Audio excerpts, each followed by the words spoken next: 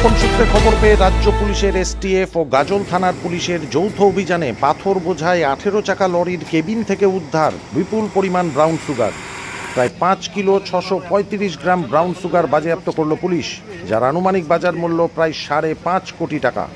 বুধবার দুপুরে গাজলের পান্ডুয়া এলাকায় 12 নম্বর জাতীয় সড়কে সন্দেহভাজন একটি পাথর বোঝাই লরিকে আটক করে পুলিশ।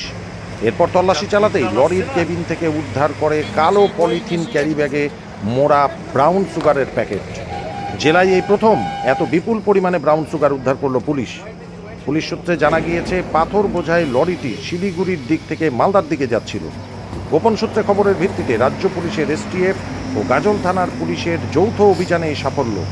পুলিশ এই পাচার চক্রের সঙ্গে যুক্ত মালদার কালিয়াচকের এক যুবককে আটক করেছে। অভিযুক্তের নাম ফিরোজ মমিন, বয়স 32 বছর, বাড়ি কালিয়াচকের ঠাকুরপাড়া এলাকায়। তবে এই পাচার চক্রের সাথে আর কারা কারা জড়িত রয়েছে তার তদন্তে গাজল থানার পুলিশ। এছাড়াও এত বিপুল পরিমাণে মাদকদ্রব্য কোথা থেকে কোথায় পাচারের ছক ছিল তা জানার জন্য অভিযুক্ত যুবককে আটক করে জিজ্ঞাসাবাদ চালাচ্ছে পুলিশ।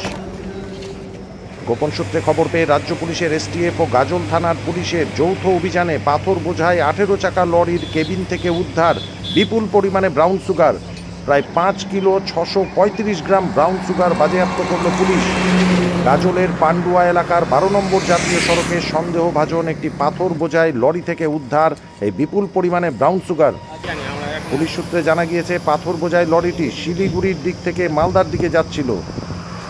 রাজ্য পুলিশের এসটিএফ ও গাজল থানার পুলিশের যৌথ অভিযানে এই সাফল্য। পুলিশ এই পাচার চক্রের সঙ্গে যুক্ত মালদার কালিয়াচকের এক যুবককে আটক করেছে। অভিযুক্তের নাম ফিরোজ মমিন, বয়স 32, বাড়ি কালিয়াচকের ঠাকুরপাড়া এলাকায়। এত বিপুল পরিমাণে মাদকদ্রব্য কোথা থেকে কোথায় পাচারের ছক ছিল তা জানার জন্য অভিযুক্ত যুবককে আটক করে জিজ্ঞাসাবাদ চালাচ্ছে পুলিশ। ব্যুরো রিপোর্ট, সংবাদ বাংলা টিভি।